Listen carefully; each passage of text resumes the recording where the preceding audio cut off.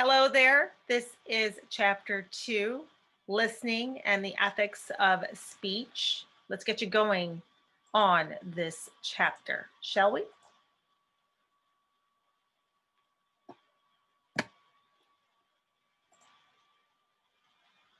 To listen is an effort, and just to hear is not merit. A duck also hears. Something to remember. Igor Stravinsky, I believe that's how you pronounce his name, said that, and words could not have been truer. When you have time to observe your classmates, you'll be able to understand basic demographic information.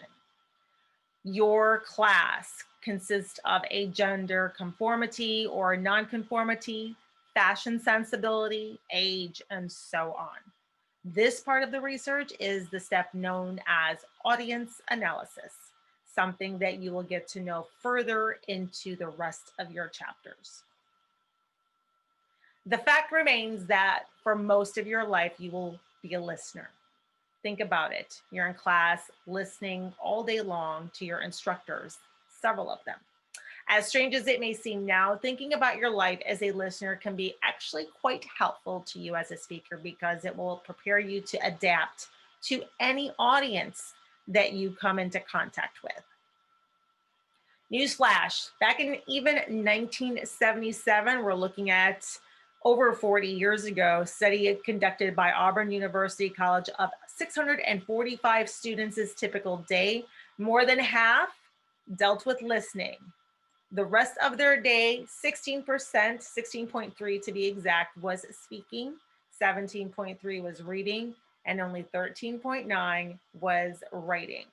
That's what an average student's day consisted of when they were in college.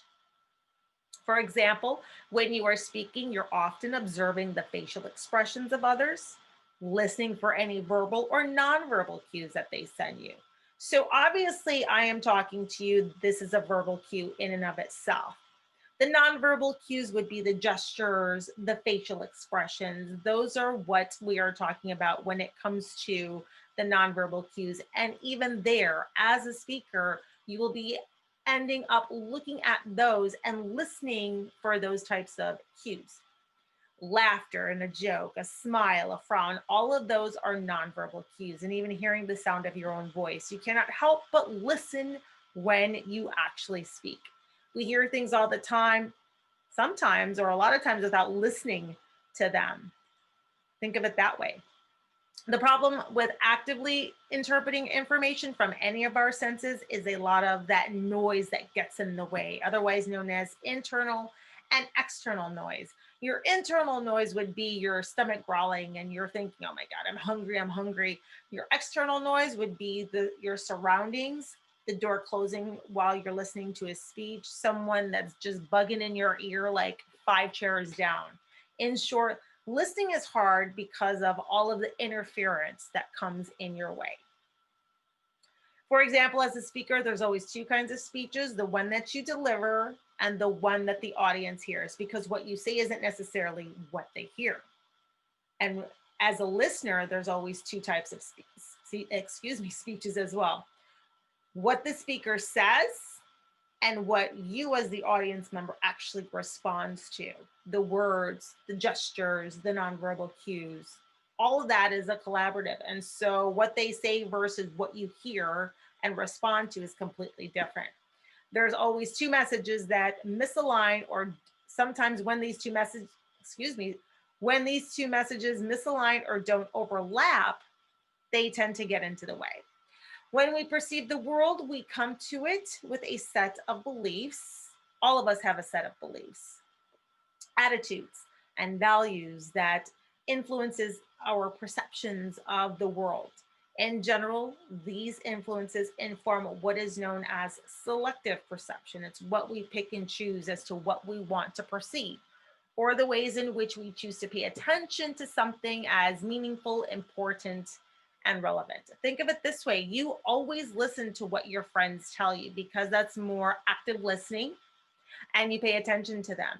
But a lot of times when you're listening to a speech or listening to a sermon or going to church or wherever you have a place of worship, You sometimes tend to like zone out because what they're saying you may not find as meaningful.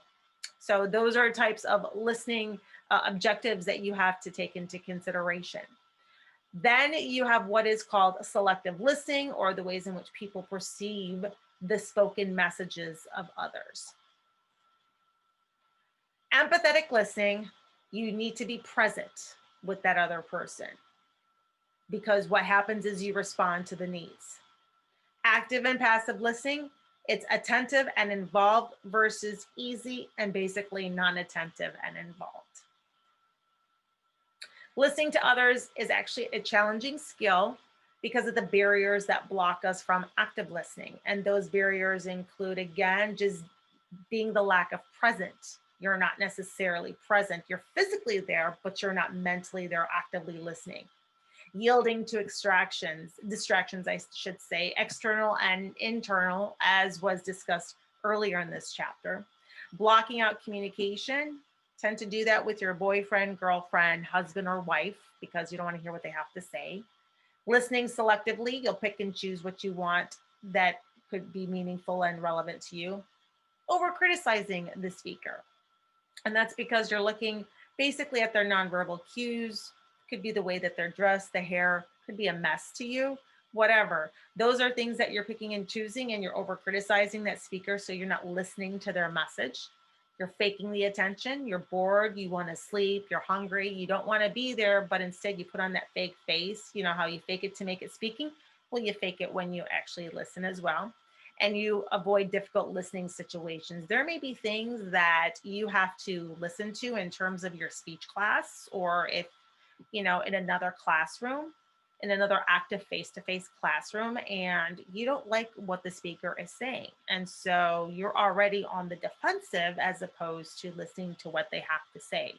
So when you're on the defensive, it's a little bit more difficult to listen to what they have to say in terms of what the message they're trying to get across. Active listening is a technique of observing and responding to the speaker's verbal and nonverbal messages with the goal that you mutually understand them. A key phrase always is, "What I hear you saying is that." So, how often do you actually talk to a person, and whether it's your parent or a friend or another professor, and you want to make sure that you heard something correctly, you understood the message correctly. How often do you say, "So what I'm hearing is," meaning that you actually listened or you tried to listen, and this is the message that you were getting from that person while they were talking. That's what that is trying to tell you in terms of that key phrase and listening. In this chapter of chapter 2, the author talks about responsibility in terms of linking listening and speaking to ethics, because in the essence, we do have the responsibility, but also there are consequence-based answers that also beg the question because they do not address the more fundamental question as why at their core. So as a listener, you always say, why should I have to listen to what they have to say? Is the message going to even affect me one way or the other? What is the effort worth? And so, to be honest, you have to answer the fundamental question to yourself, because the reasons for listening as well as speaking to others concern morality and ethics. In the upcoming chapters and in the upcoming speeches, what you do need to be mindful of is when you go through audience analysis and in terms of ethics, as a listener as well as a speaker, you have to ask the questions why. As a speaker, why should they listen to me? What message am I trying to get across? How is this going to benefit them? Should I put the effort in? As a listener, it's the same thing. Why am I listening to this? How is this going to benefit me? Should I be listening in on this a little bit more attentively? I can't even say it. And is the effort even worth it? Speech, however, is something that becomes meaningful because listeners are present. For meaning to exist, A speech must assume that there actually is a listener. And then there is the ethics. Honesty is the first chapter of the Book of Wisdom, according to Thomas Jefferson. Ethics plays a huge role when it comes to listening and speaking. The implied pact of responsibility made between the speaker and the listener leads us to questions about ethics. What is my duty to the other people? If I'm a speaker, what's my duty to you? And how am I to be held responsible as a speaker or even as a listener? As a listener, it's actually your job to hold the speaker accountable if they may be plagiarizing or taking something out of context that you are aware of. As a speaker, it is your responsibility to make sure that you do thorough research on whatever topic you are going to come across, so that way you don't plagiarize, so that way when you do speak about the research that you're about to present, that you present it in a way that gives the context and the researcher their due process in terms of citing them properly. So all of those things come into mind. Understanding the relationship of ethics to a career, that's something that you also always have to be aware of. You have to recognize the need for ethics in society. You have to evaluate the speaker's ethics and their morality. And you develop and you apply ethical standards in speech analysis as well. Let's talk about credibility and when it comes to ethics in speech. Demonstrating expertise as a speaker is ethical because it relies on the assumption of truth at the heart of all speaking and listening encounters. As listeners, we are trusting you as a speaker that what you present to us is truthful and is credible. Once you cross the line that it isn't, that's where you lose all credibility. That's where we tune you out. And that is where we actually call you out on all the quote unquote lies. Let's take a look at this particular YouTube video. It's about Melania Trump's speech at the RNC. This was back in 2017, 2016, the first run. And then ask yourself these questions. Did she plagiarize her particular speech? Think this through before you actually answer the question, because there is a two-parter that I'm going to answer for this. How does it make you feel about about her based off of your concerns? And does this issue, or does this present any issues for her in the future? What are they and why? Let's take a listen. Barack and I were raised with so many of the same values. Like, you work hard for what you want in life, that your word is your bond, that you do what you say you're going to do. My parents impressed on me the values that you work hard for what you want in life, that your word is your bond, and you do what you say and keep your promise. That you treat people with dignity and respect, even if you don't know them and even if you don't agree with them. That you treat people with respect. They taught and showed me values and morals in their daily life. That is a lesson that I continue to pass along to our son. And we need to pass those lessons on to the many generations to follow. And Barack and I set out to build lives guided by these values and to pass them on to the next generation, because we want our children and all children in this nation to know that the only limit to the height of your achievements is the reach of your dreams and your willingness to work hard for them. Because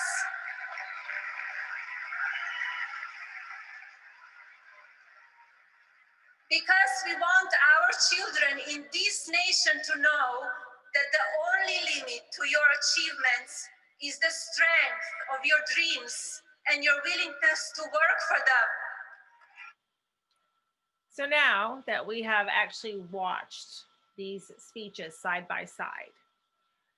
To the left of your screen was Michelle Obama back in the 2008 Democratic National Convention. To the right of the screen, the split screen, was Melania Trump for the 2016 Republican National Convention.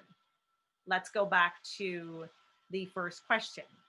Did Melania plagiarize? Because if you realized, or if you caught on quickly, they were very, very similar in nature.